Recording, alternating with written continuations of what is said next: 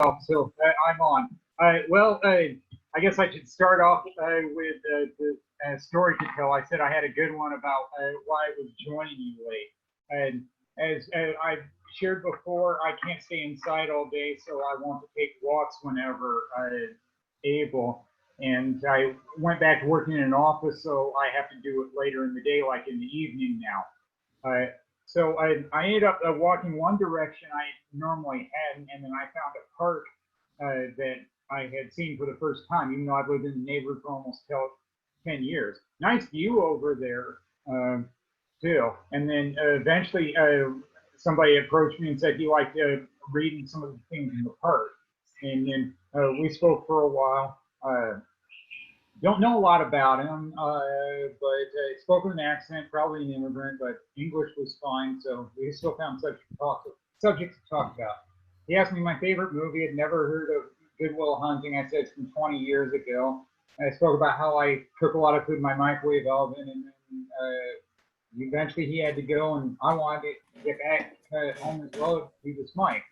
Except I ended up seeing somebody else right before I got home. He said, "How you doing?" He was working on his truck with spray paint, and he had a Trump hat on. It's like, yeah, all right, we've all got a story. I might as well listen to him for a while. He said he had been in the army and said he healed a little kid who had pancreatic cancer at a 50s diner out east somewhere. Said he was Powhatan and part native, Blackfoot. Doesn't believe in the virus. He wanted to shake my hand. I said, nope, better not. And then he wanted to get back to working on his truck. And I said, well, I like hearing everybody's story. We've all got stories to tell.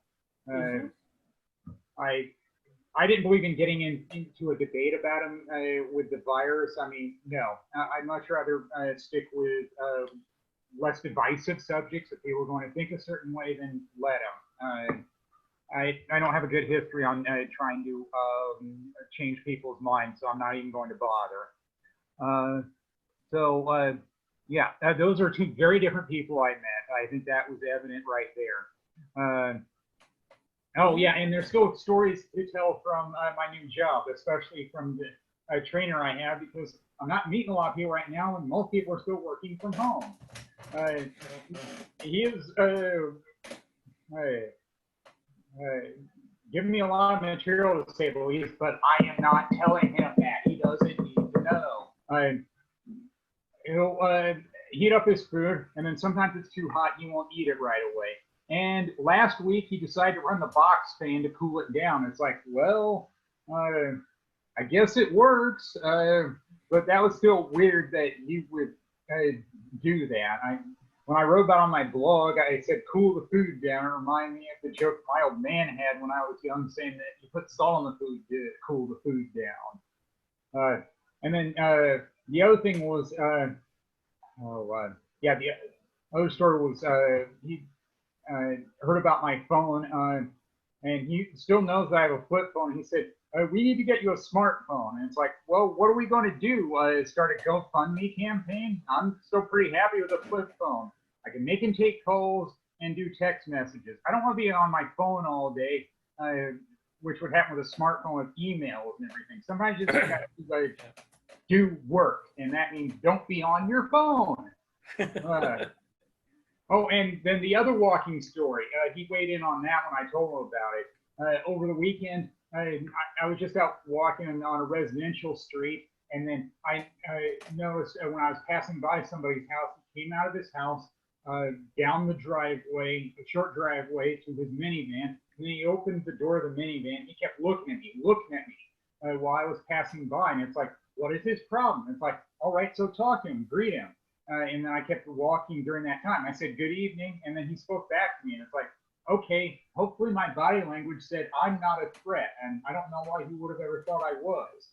I mean, I had this, some people call it a newsboy hat on and a leather jacket, and then when my trainer at work heard about that, he said, well, maybe he was wondering why you had a leather jacket on, because he thinks it's too warm for me to have one.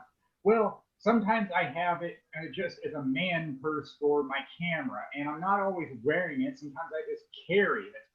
So, I mean, that's still weird about the jacket story too. I mean, I've been getting by just fine. I is all I can say about that.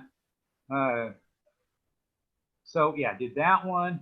Uh, oh, and I picked up on doing cleanup over the weekend. I wanted to keep busy, and it's like, well, after I watched a Redbox rental, I need to stay busy besides just walking. And it's just like earlier when I was doing cleanup. I'm finding things I forgot I even had because I'm looking at boxes I hadn't seen in a while.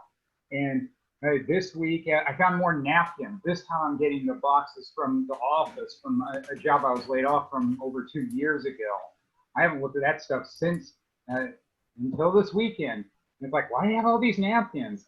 Is it because I want to clean up spills right away?